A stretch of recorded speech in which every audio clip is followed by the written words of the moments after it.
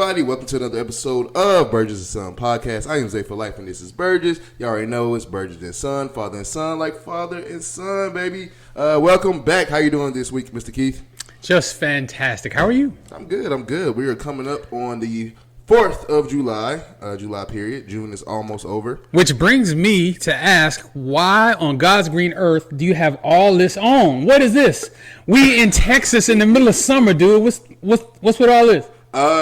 You know what? Sometimes Mama keep it cold in here. No, I can't. Mama keep it cold in here. I can't. Don't mean me. Yeah, that's your mama, dude. I gotta bundle up. But yeah, man. I'm sorry that I'm styling, profiling. What's the term now? The YNs be having shiesty masks and hoodies on in the middle of summer, trying to be like them. Yeah, that's just a disrespectful outfit in this house. Almost done with June, coming in July. Happy everything month in June, Pride Month, Men's Mental Health Month. I feel like I'm missing something else too. It was something else. Anyway, moving on. Can't wait till July gets here. July is 4th of July. A lot of stuff from training camp starts. If I'm not mistaken. Yeah, training camp starts. We get closer to football, closer and closer to football. Thank God, because it's about to be another boring, maybe 2 or 3 weeks. Got baseball. I mean, baseball's kind of cool.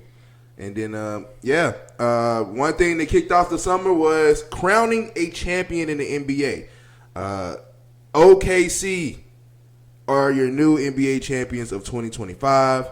Shai Gilgeous-Alexander was the Finals MVP. Great team effort by OKC. 1,001 things I can say about OKC. Watching them as long as I have because of being a Kevin Durant fan. Super happy for that organization. So much I can say about their organization as far as their drafting and their even when they get players in, just their player development and just all in all is really top tier right now. And it shows. Man, give me your take on the newly champions OKC. Oh, well, congratulations to the Oklahoma City Thunder. Job well done winning the championship. I know people are going to kind of poo-poo on their championship because Halliburton got hurt in that game early. And all the what-if questions. Yeah, but, it's not like OKC did anything dirty to them, to hurt them or anything like that. Those are just the breaks. Yep. So credit to OKC that, they in the second half, they put foot to ass. So, I mean, that's what you're supposed to do. That's what they did. Congratulations. Enjoy your rings. Yeah. I'm very happy for Shai. Very happy for a lot of those guys. Really, Chet, man. I've been watching Chet for a minute. I remember him coming out of high school. I thought he was going to be able to bring Gonzaga their championship, and then they fell short. But coming in the league, man, and then he get hurt his first year. Not even his first year. Like in the summer, in a Pro-Am game, he got hurt, and he missed the whole entire first year. But coming in, and like I said, I feel like the development of players and their draft process should be studied, man. Just thinking about even the first stint of OKC when they drafted, even though they was a Supersonics, they still moved to OKC, drafted KD, drafted Russell Westbrook, drafted James Harden. And, you got all these other players that came to you, Kendrick Perkins and all these other players that came to you. You still develop these players, Nick Collison, Steven Adams, a lot can say like a lot more come. Campaign. Nobody really was, even when he left the Thunder, everybody said Campaign wasn't doing nothing outside of the Thunder. He was decent. Serge Ibaka, and the list goes on. And like fast forward to 2025, we're looking at they drafted Chet, drafted Wiggins if I'm not mistaken, and drafted a couple more guys on their piece. Both Jalen Williams. Both J Will and J Dub, and got SGA. Even though he got traded there, still was his second year. So, man, and then you bring in like Hardenstein and all these other players, and then Caruso, man, and they still or OKC needs to be studied as like one of the top organizations for player developments and drafting. And like for the basketball side, I say for sure. Oh, no, for sure. You're absolutely right. Those guys, Sam Presti, yes. That's how you build a franchise. And the way that they've done it without being a major marquee team, the team where traditionally a whole lot of, free agents want to go and play in your city.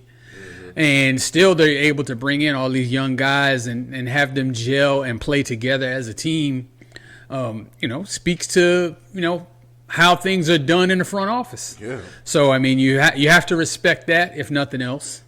And you can kind of see it even after, their games. They're a team. You can see the camaraderie with those guys. So it's not just about, give me the ball and get the hell out of my way. They share the ball and they know their roles and they play their roles. And, it's fun for me to watch. Oh, for sure. I love watching it. I look at, well, I feel like I don't want to get ahead of myself, but I feel like just the basketball side, trying to compare it to football, it's like really kind of watching the Chiefs, just the way that they dominate and they draft and they develop players, and like you keep doing it, rinse and repeat over and over and over. And that's why sometimes I get caught watching the Chiefs a lot. 'Cause I was just like, and I'm just so amazed, like, how is it that y'all still find ways to find these players and win games? And it's just like, who are these players? Well, I mean, the real good organizations have a philosophy and they don't stray from it. So if you believe that, players in this types of position should get paid this much and you need this type of player to fit your system, you draft this type of player. And you develop that player to be in your system. That's why a lot of times you see players, get drafted to a team and do great there, and then they go to another team and you wonder what the hell happened to them. Yep. It's just like, the different situations have different requirements of what they ask players to do. And,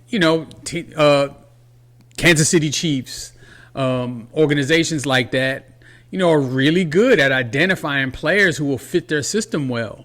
And it's not just their physical attributes, but, their attitudes, their character, how they get along with people, their coachability.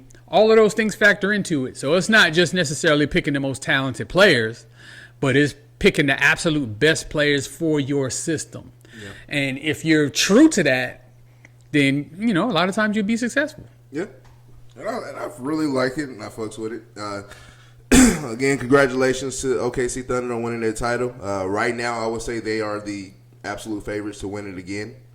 Mm-hmm. In my opinion, I feel like the only team that's really in your way is always Denver. As long as you got Nikola Jokic on that team, I feel like he's your only threat in the West. Of course, LeBron and the boys, and then you got Anthony Edwards and the boys, Steph Curry and the boys. But right now, OKC is the favorite, I feel like, for next year. Who I think needs to take advantage for next year, and not even in the West, is the East. It's like the Eastern Conference itself. Cleveland, take advantage.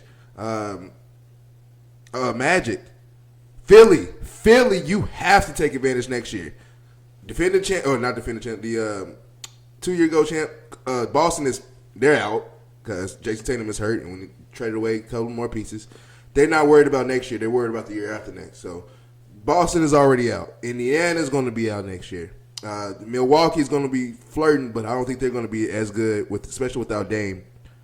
You're looking at an East that's going to be kind of wide open next year. I feel like those teams I said, Cavs, Magic, and Philly, need to take full advantage.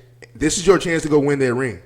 And so I'm saying OKC is the favorite next year, but if I'm one of those three teams, and then they made Magic made a big move, got Desmond Bane, and some more pieces they're getting. Cavs just got Lonzo Ball, and then Philly had a nice little draft, and they got some good young players. So why not? As long as you stay healthy. Anybody in the East, you say? I believe the Knicks are still in the mix. I think there's some moves that they need to make, but it's so early in the process. Like every team, gets a reset. So we know the season's over. The draft just happened. Mm-hmm. Free agency is coming. We'll see what happens with all that.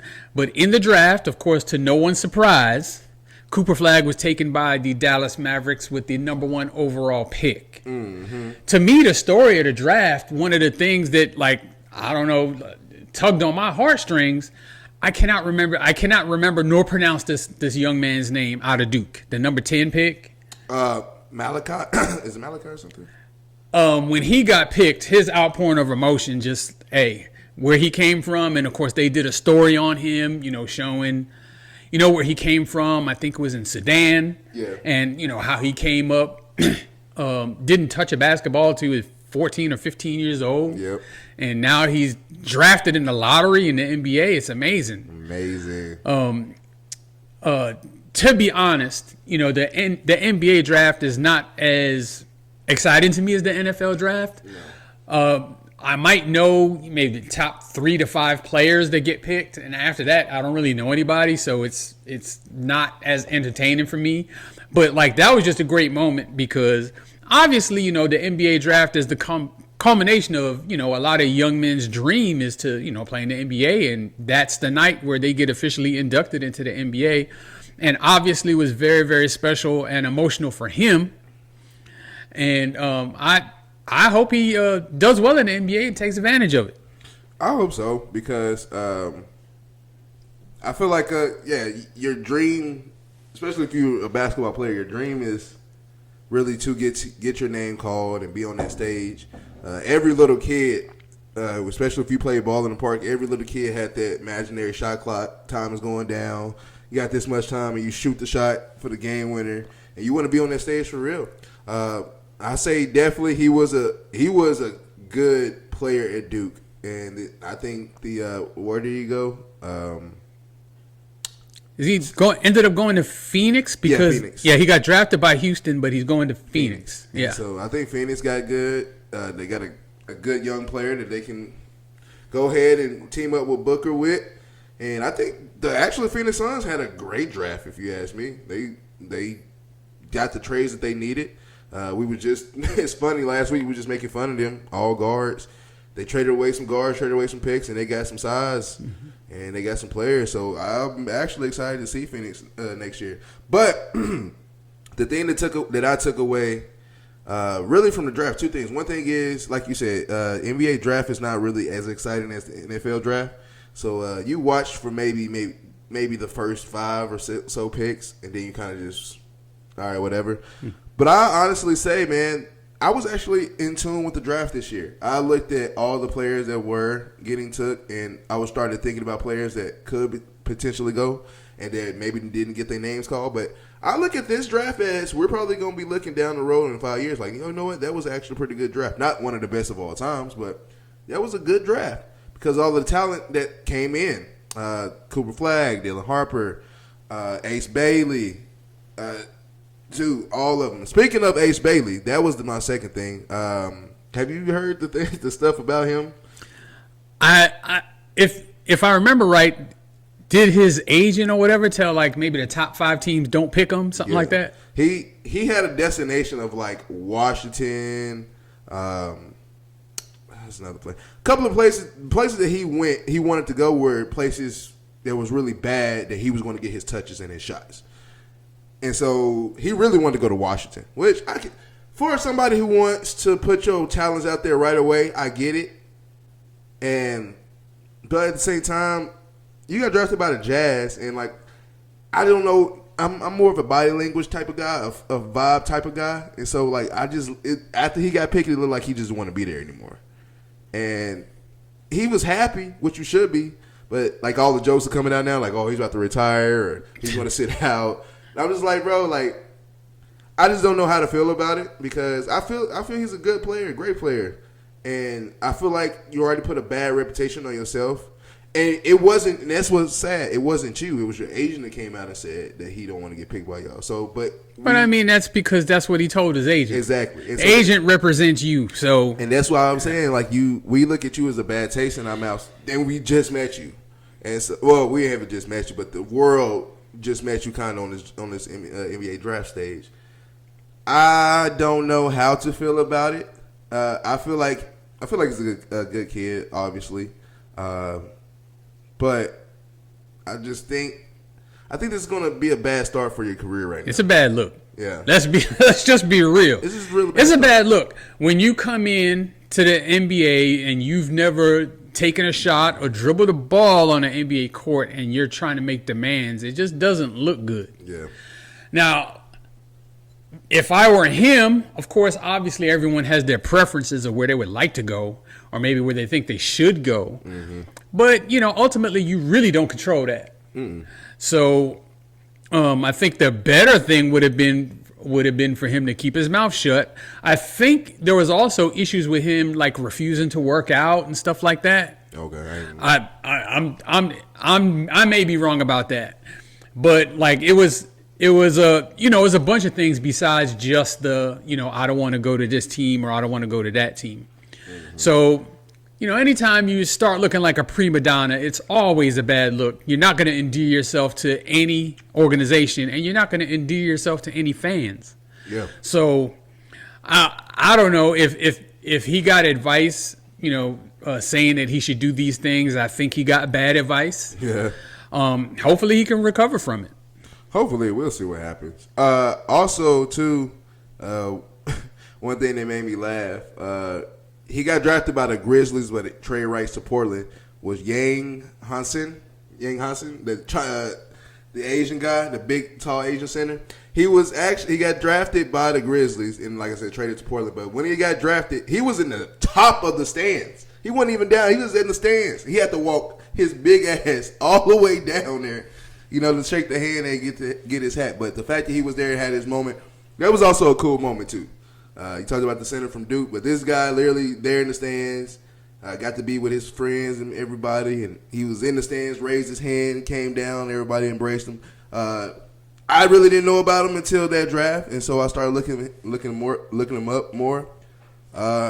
If you can give him the right development, I think he could be straight in the league. Yeah, but all in all, it was a good draft. I actually enjoyed it. A lot of talent, like I said, is coming into this draft. It's a lot of talent that came into this draft this year. Spurs, watch out. I for sure say.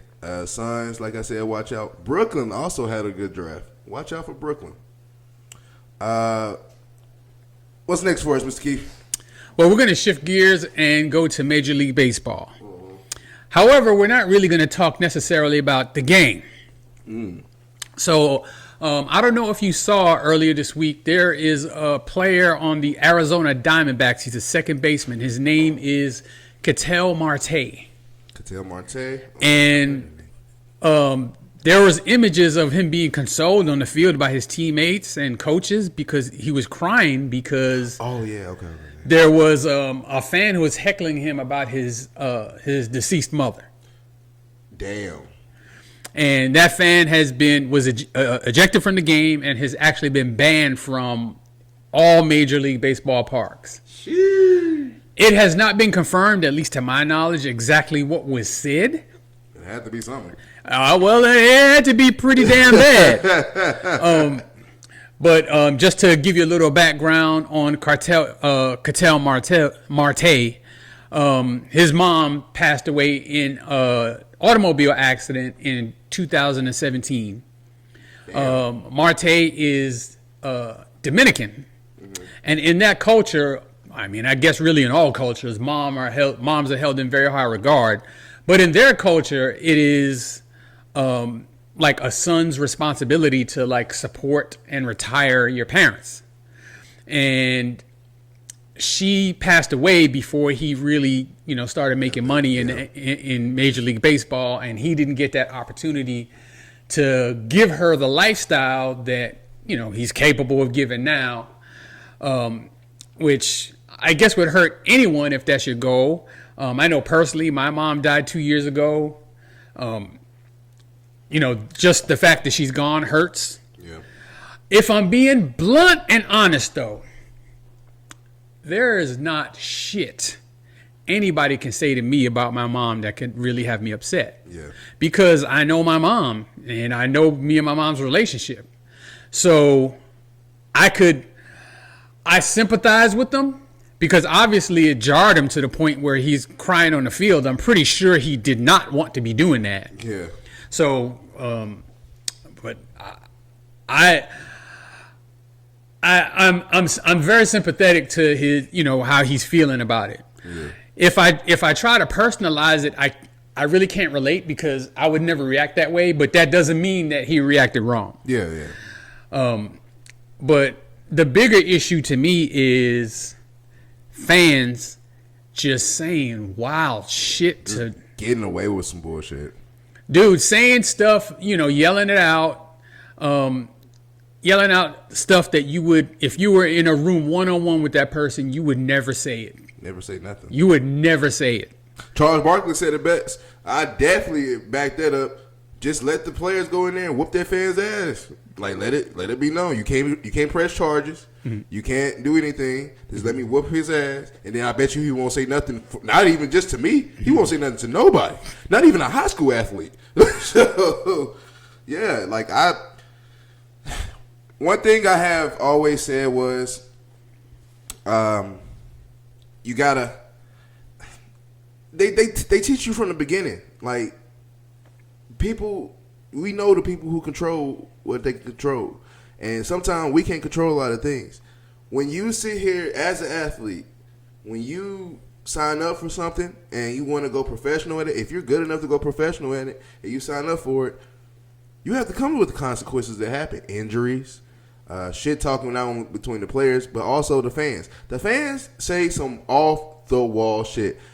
I'm in high school in a football game, and I hear some off-the-wall shit like, excuse me? Like, what are you saying? And then the fact of if I retaliate or I say something, the news article is Zay, outburst on the fan, he's a bad person. Mm-hmm.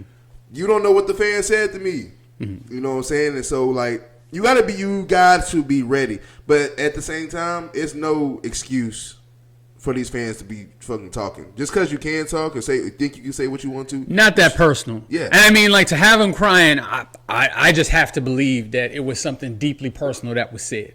Personal. So, again, I sympathize with Marte. I just know that's not how I would have reacted, no matter what was said about my mom. But, I mean, he's him, and I'm me, so I can't dictate to him how he should feel. Yeah. And, I don't think he wanted to react the way he reacted. I doubt it. But, there is an issue, especially nowadays, with fans just going over the top. And, I mean, we can see it on social media. The stuff that is said about people in social media. I think Mike Tyson said it best. People have gotten too comfortable with talking crap on social media without getting punched in the face for it. Yep.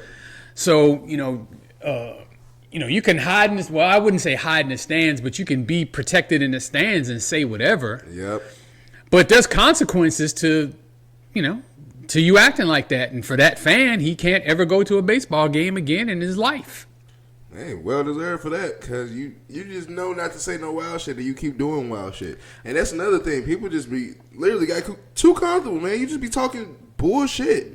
And I sometimes have to slow down myself. And like, I feel like I'm protecting players when I'm talking and I'm arguing with people. Because it's just like, I'm not trying to protect them and I'm not trying to defend them, but I'm just like, bro, you can't beat them in their whatever you think or whatever sport you are trying to talk shit about them. You can't beat them. And on top of that, if you talk shit the way you are now, they will beat your ass. So, especially the people that talk about maybe like LeBron or somebody, I'm like, dude, this nigga's 6'8", 250, right? He will fuck you up. Well, I mean, like, just to me though, like, getting deeply personal, like families, children, stuff like that should be out of bounds. Now, if you want to tell an athlete how much he sucks, the opposing team when you're rooting for your team and all of that kind of stuff, cool. Yeah.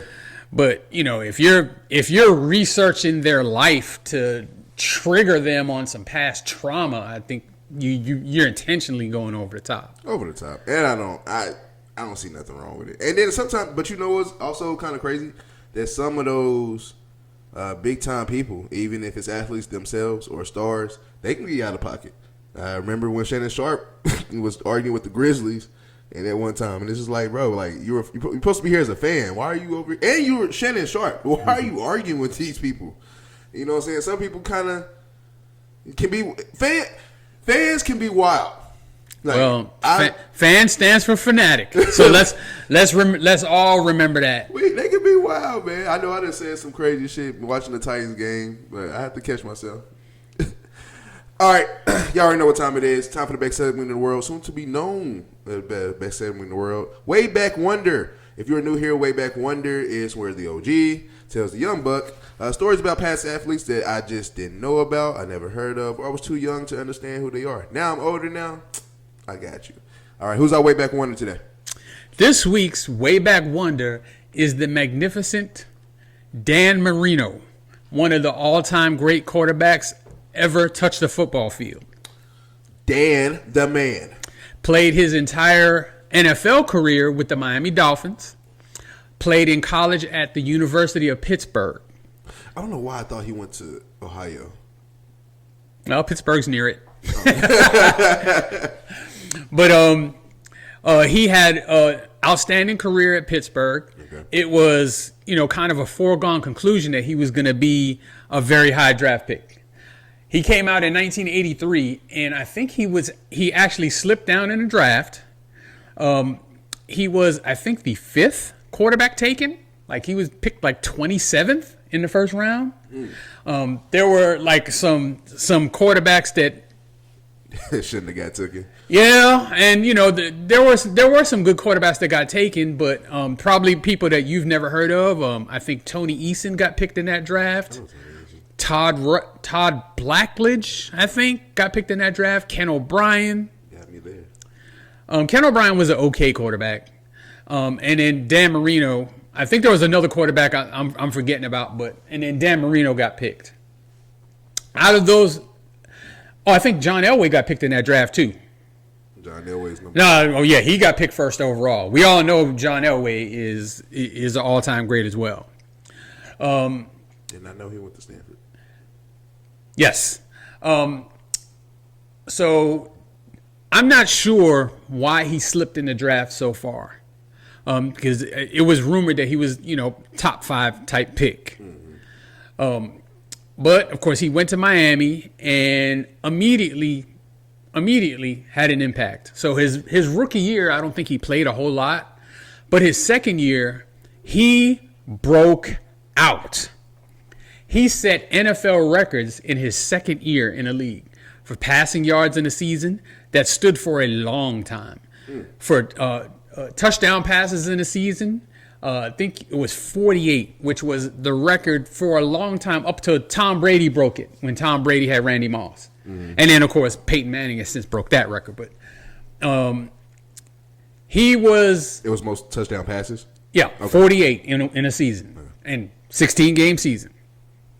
So he was the first quarterback to put up these ridiculous video game type numbers. Nobody was doing that back then. Yeah. So we're talking about the early to mid 80s. This was still run first, pass on third down. And he was so good. There was 2 things that he had that like no other quarterback at that time had. He had a hair trigger. I'm talking about his release was so quick. Once he made a decision, the ball was instantly gone. So it was hard to sack him because he could make a decision so quick and then just get rid of the ball so fast. There wasn't this big windup. Yeah. And then cannon for an arm. Miami had really good receivers around him. I don't know if you've ever heard the term the Marx brothers. Yes. Mark Clayton and Mark Duper. 2 outstanding wide receivers that he had there for, a good portion of his career, helped him, be able to throw the ball downfield and contributed a lot to those big yardage totals. So by the time Dan Marino had retired, he had all the records. Most touchdowns, most attempts, most yards. Damn. Everything. He had everything in an NFL career that you want a quarterback to have, except for a Super Bowl championship. And going back to the fans thing right now, that's where fans are getting too comfortable. Then the older we're getting younger fans are getting into the game. They disrespect because of no rings. He definitely does get disrespected because people look at the no rings. Yep. However, you can't deny his greatness. For one, you could just look at his stats and see. Yeah. And then 2, if you were old enough to have watched him play, dude, he was the best quarterback there was during his time. I mean, he just straight up was. And he revolutionized the game. The game as you see it now, with the ball getting thrown all over the yard and all these exciting plays on the perimeter, he really brought that to the game. They just were not doing that. So he did go to the Super Bowl that second year where he set all those records. He played the 49ers. Talking about he went to the Super Bowl that second year? That second year. Damn. And it was a game at halftime, but, the 49ers overwhelmed them in the second half, won that game. I think that was Joe Montana's first Super Bowl win. But he never went back to a Super Bowl after that. So it teaches you a couple of things. That even if you're supremely talented, you actually do need your team to help you reach the mountaintop. And 2, just because you get there once doesn't necessarily mean you're ever going to get there again. Because everybody thought, after he made that Super Bowl run, Miami will be back. Yeah. Miami will be back.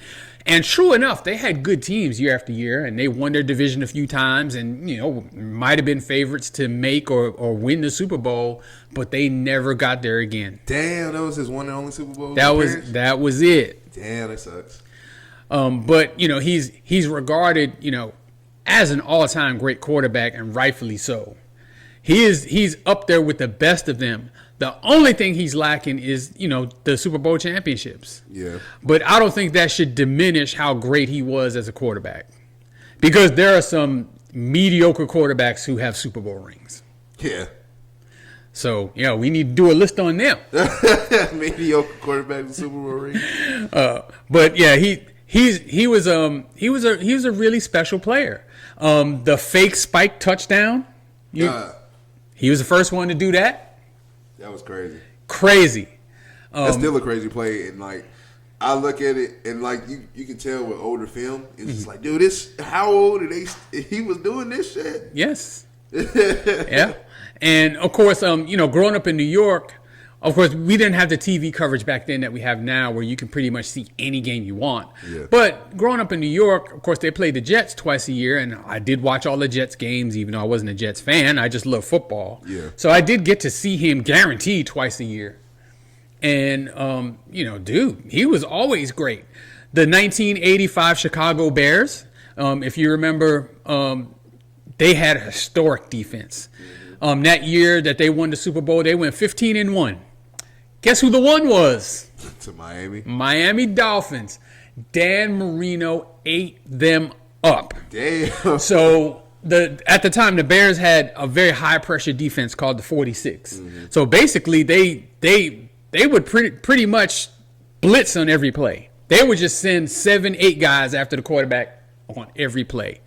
You cannot. It was obviously shown. You cannot do that with Dan Marino. Damn. He'll pick you apart because he processed the information so quickly and got rid of the ball so fast. He knew where his one-on-ones were going to be, and he trusted his guys. He got rid of the ball. And they scored, I think, 35 points on the 85 Bears.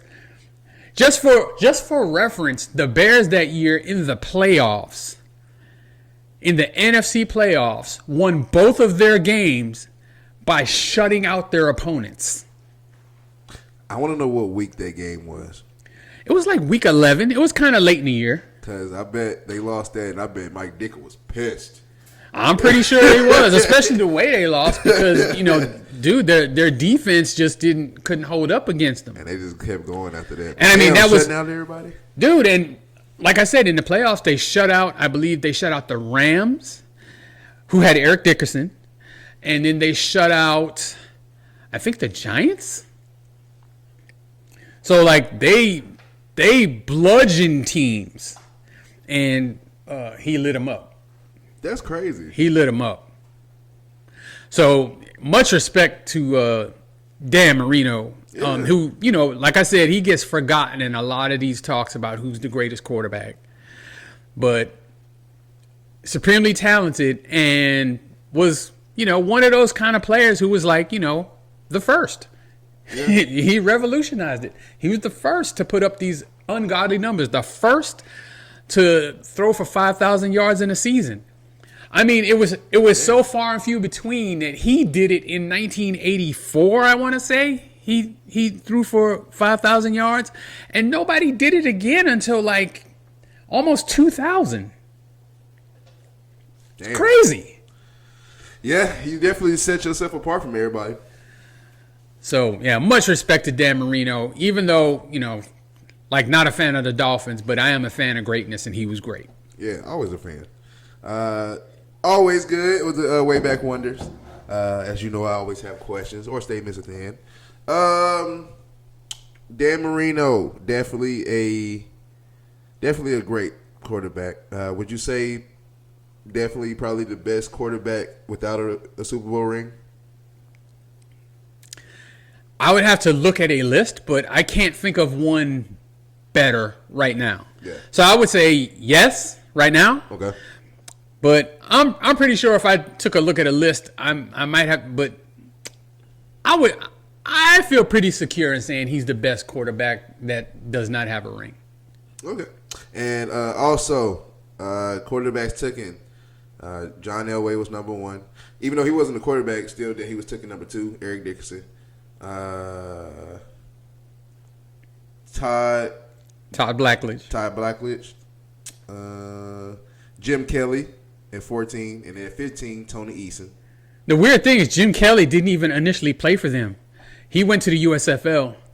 Did he go to? Wasn't he in the Canadian Football League as well? No, he just went to the USFL. Okay. He played 2 years, I think, in Houston, and then the USFL folded, and the Bills still had his right. That's how he ended up back in Buffalo. That's crazy. Yeah, I didn't know that. That's another one. That's somebody we got to talk about too.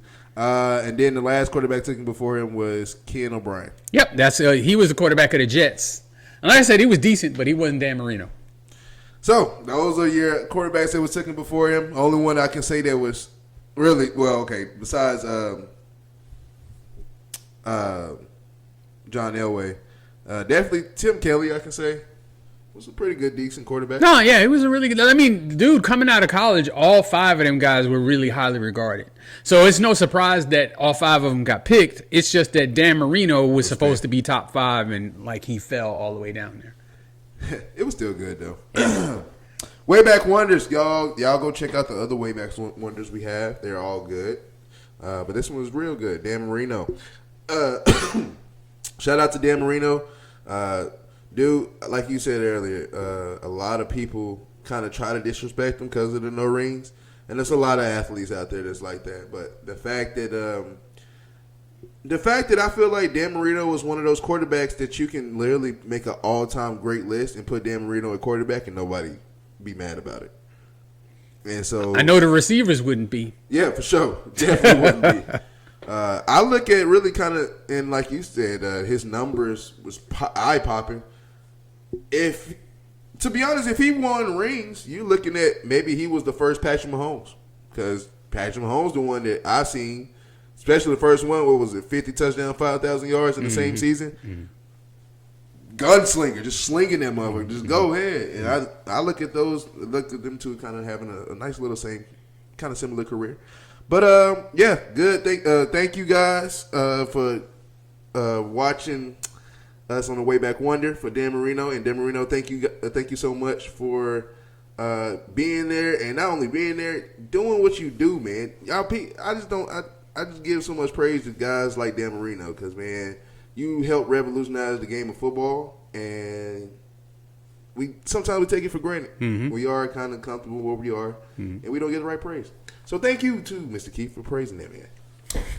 Anyway, last topic of the day is the list of the week. List of the week, we take a list from either what we pick out of a hat or the fans yourself. Give us some topics about top five. And our top five list of the week is top five biggest NBA draft bust. This is going to be a good one because I can name like five on the top of my head right now, but it's not even my list. Yeah, it's my list this week. What we got? So number five of the all-time NBA bust. But before I actually begin the list, I just want to point out to the viewers here, I made this list based on how they played in their career. Okay. So if they were perpetually injured, I did not include them. So like Greg Oden, okay, he's not on the list, and I wouldn't put him on the list as a bust because his problem was that he got hurt all the time. Mm-hmm. And so the reality is when he played well, and the Portland Trailblazers won. See, I have that argument with a lot of people all the time. I say, dude, like you say Greg Oden's a bust, but like when he played, he was good. It's just he couldn't help. He can't help the injuries. Yeah. We can't predict them, and we can't predict their severity, unfortunately. So I hate it for him that he didn't get to have the career that I'm pretty sure everybody thought he would have. But he's definitely not on this list because he doesn't deserve to be, because he could actually play. Yeah, for sure. But beginning with number 5 on the top 5 biggest NBA draft busts, and this is still a work in progress because he's actually still in the league, kind of, sort of. Number 5 is James Wiseman. Damn, already? So he was the number 2 pick out of Memphis. Was it 2020? Yeah. It was really recent. It was that whatever the year, that COVID year they had. 2020. So Golden State had just come off of a year where they were just god awful terrible. Mm-hmm. Steph Curry had got hurt and missed most of the year. They tanked that year. They only won like 20 something games. Ended up with the number 2 overall pick, and they picked James Wiseman.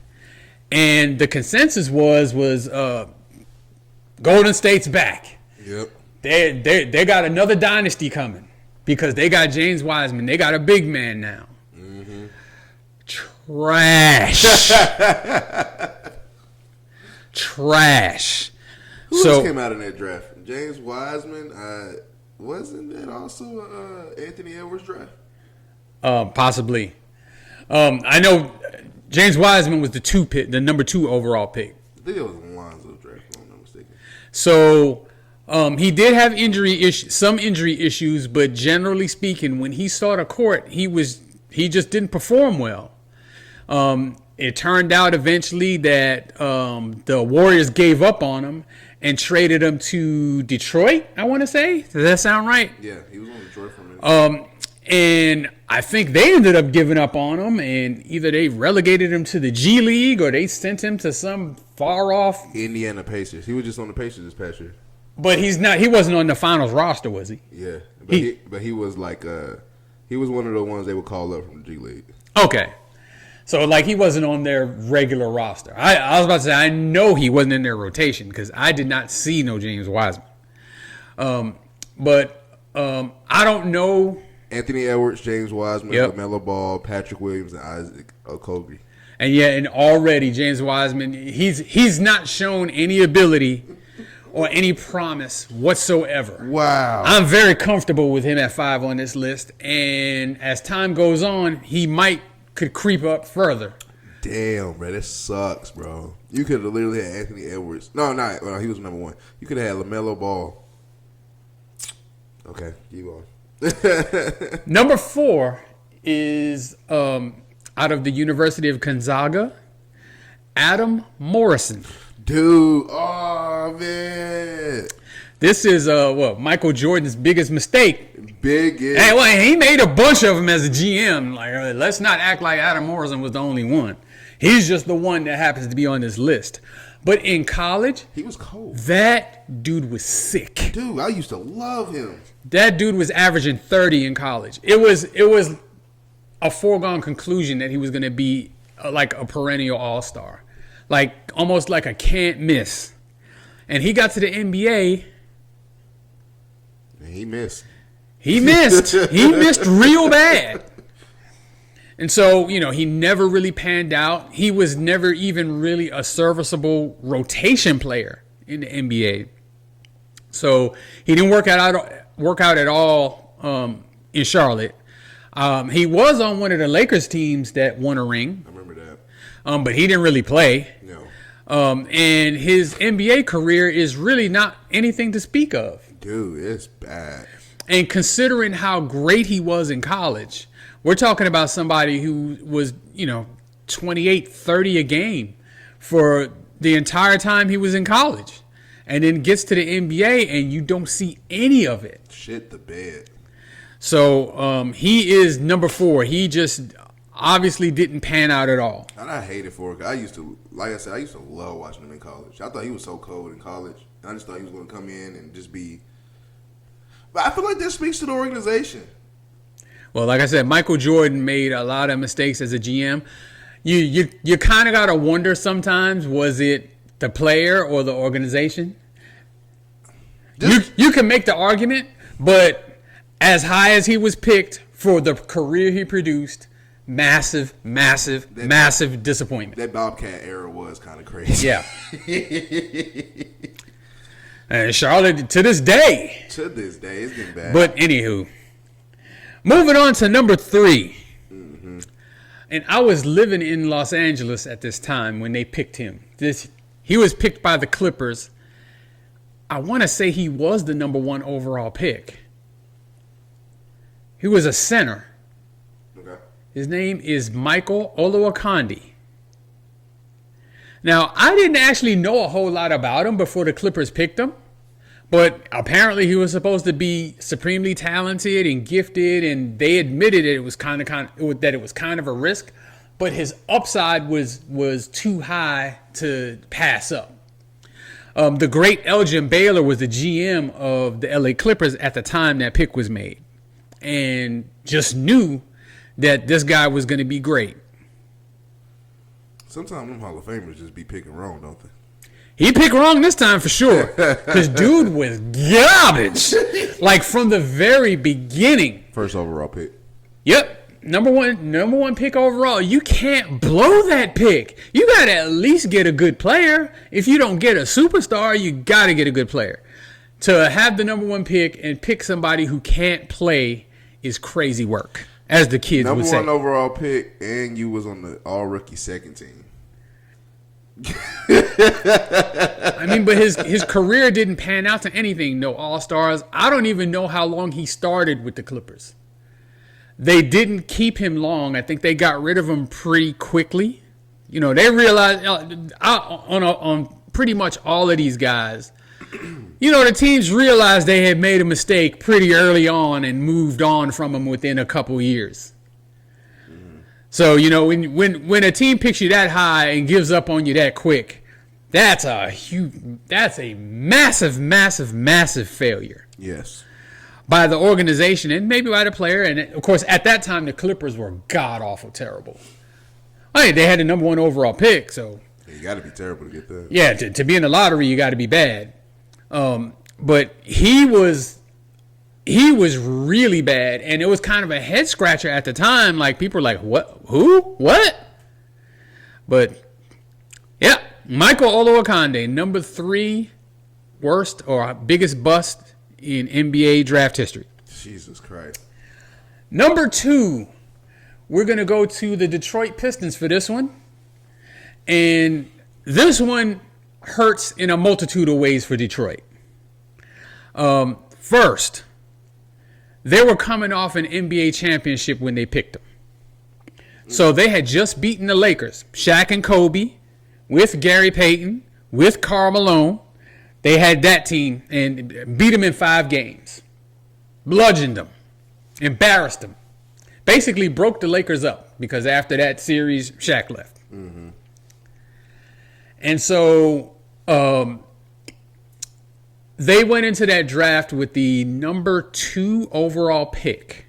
Now, this is the draft where LeBron James got picked. So LeBron James was the number 1 overall pick. It was LeBron, Melo, Wade, Bosh was in that draft too. Except for this guy who is the number 2 worst or biggest NBA bust got picked ahead of Carmelo Anthony. Darko Milicic. Yeah.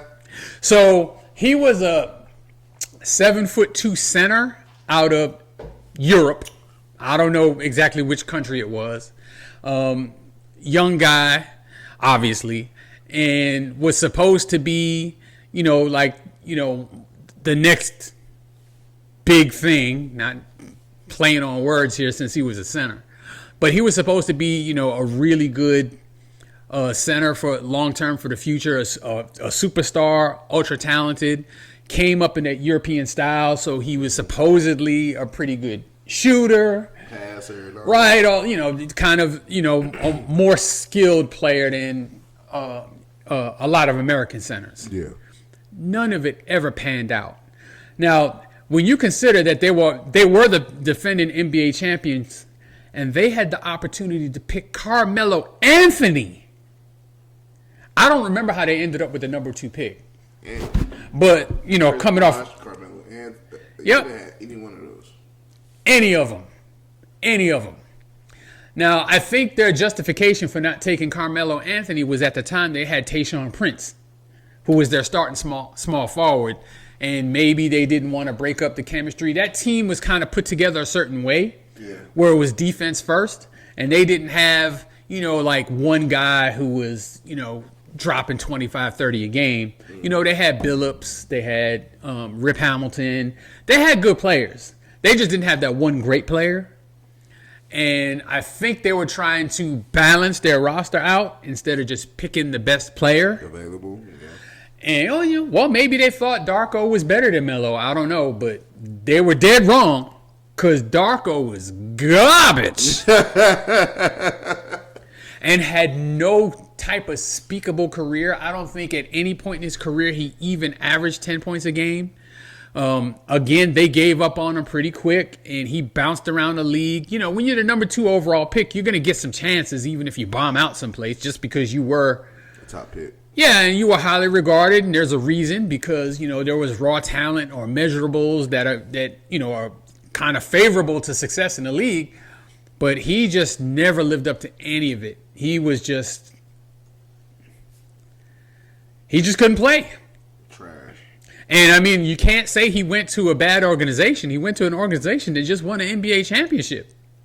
So I don't think it was the organization's fault. See, I thought he was actually on that team. No, he got drafted right after they won. Because people were saying how unfair it was that they got the number 2 overall pick and they just won the championship. Mm-hmm. But Darko Milicic, as horrible as he was, is not the worst ever draft bust.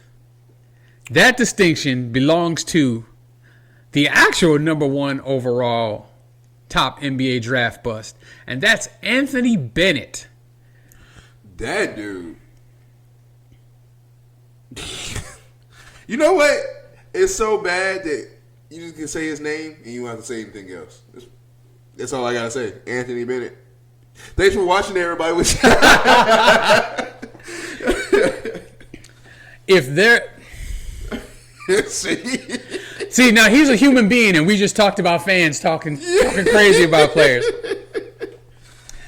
Sometimes they make it so easy. All right, I'm not getting personal with him about his family or his kids, so this should be in bounds. He was that dude was awful. Oh my God. he was never any good.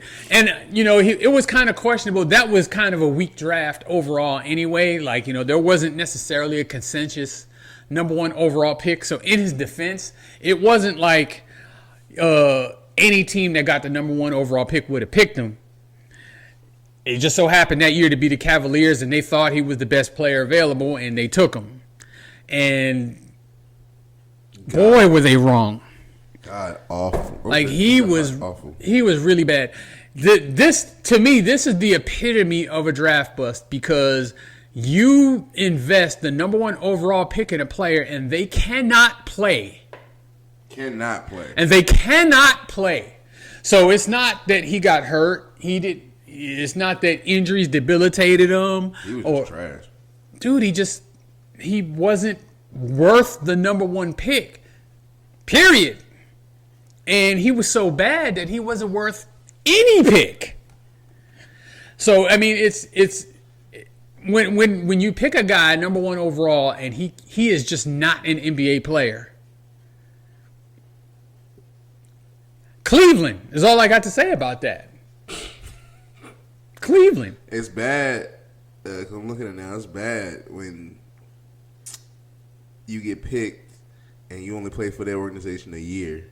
1 year. Now, granted, I think that was the same year when he got traded was because of that 3-team trade they had with him going to Minnesota, and I think Andrew Wiggins went somewhere at the time. Oh no, that's how Andrew Wiggins got picked by Minnesota, right?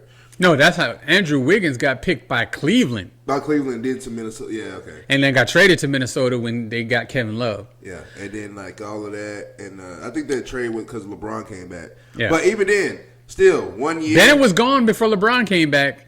Yeah, so you got to play for Cleveland 1 year, play for the Timberwolves 1 year. You get picked number 1 overall, and they trade you after 1 year? Like, dude, dude. You're a god. Dude. Bro, it's the amount of teams they're showing he played for, it looks like a fucking resume. Like, you showing me all your jobs. And that you're the number 1 overall pick, so teams are going to give you a chance. They're going to say, you know, all this talent we thought he had when he was coming out of college, maybe we can pull some of that out of him. It's some teams I didn't even know existed.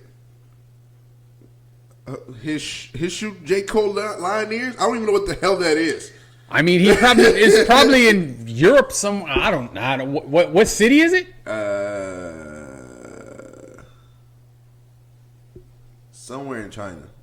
Okay, there you go. Yeah, he had to go overseas because he couldn't play in the NBA. He couldn't play in the NBA.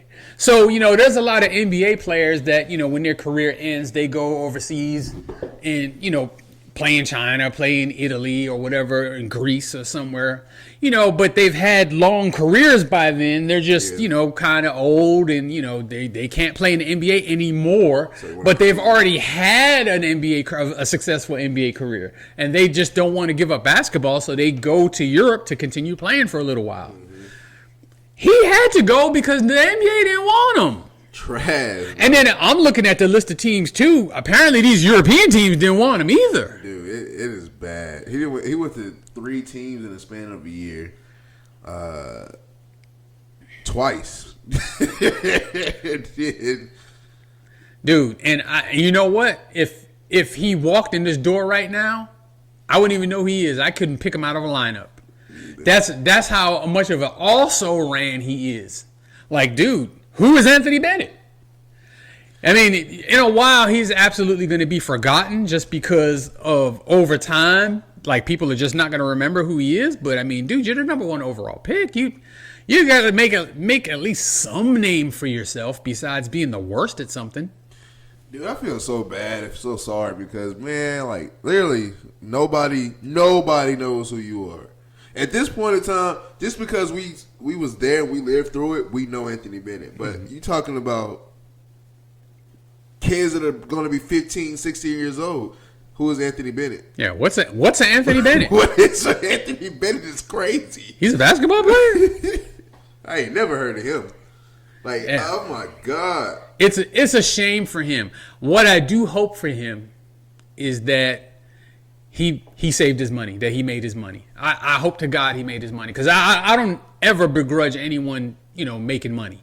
And if you're the number 1 overall pick, at some point you got paid pretty well, I'm sure. God, I hope he saved his money.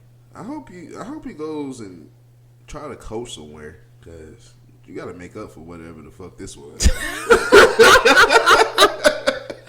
That's crazy. Of course, on the flip side, you were like, you don't want him screwing everybody else up. Oh, my God. If you go coach somewhere and your team has become, like, not good, that's even worse.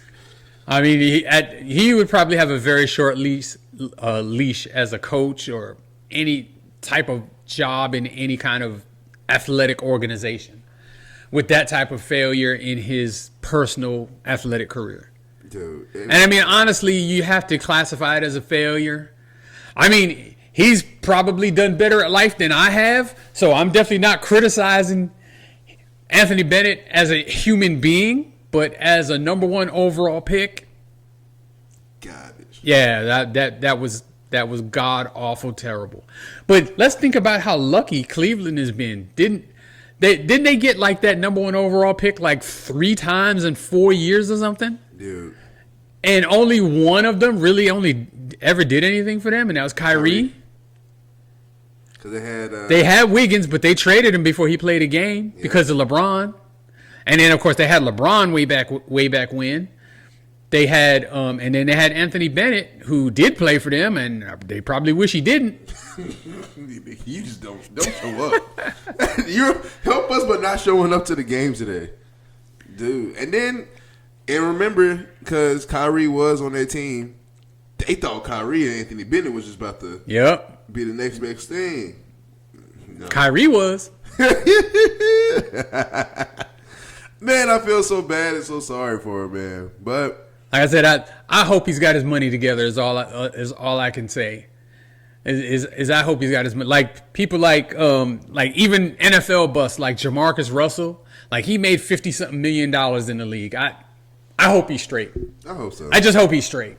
Cause this is you really at this point the way that you are the number one bust of all time, and we continue to talk about it, and then it's so bad to the point to where we hear your name, all we think about is bust. So, like, you really can't show your face, really, I ain't gonna say anywhere, but when it comes to talking about the sport. Like, if you saw Anthony Bennett really commentating, you'd be like, why is he commentating about anything basketball? And that's what, there again, look, we being the disrespectful fans right now. Like, we did just talk about this earlier. But we're not talking about his mama or his kids. We're talking about him not being able to play basketball at the level we expected. That's what we're talking about. That's inbounds. That's embarrassing. That's inbounds. That's embarrassing. I'll die on that hill. If you play like trash, we can talk about you playing like trash, but we're not going to talk about your family. Yeah, it's embarrassing. All right, everybody. Thank you guys for watching. Shout out to Tyrese Halliburton. We actually filmed the episode right before the game, so we really didn't get to talk about him that much. And it's our first time really seeing each other since after that finals game. Shout out to Tyrese Halliburton, man. Keep your head up. Achilles injury sucks, man. Actually, this should speak value to a lot more athletes out there. If you have a calf injury, sit the fuck out. This is the third or fourth time I've seen to where Kevin Durant calf injury, he should have sat out, he didn't. Achilles. Jason Tatum had a little minor calf injury, should have sat out, didn't. Achilles. And Dame, I think the same thing.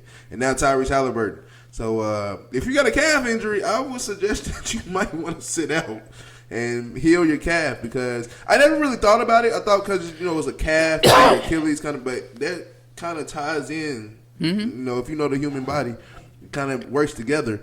So, shout out to Tyrese Halliburton, man. Get well soon. We are definitely rooting for you. Jason Tatum, same thing, rooting for y'all. But till next time, Mr. Keith, this is Burgess&Son. I'm Zay for life, and this is Burgess. And y'all already know we are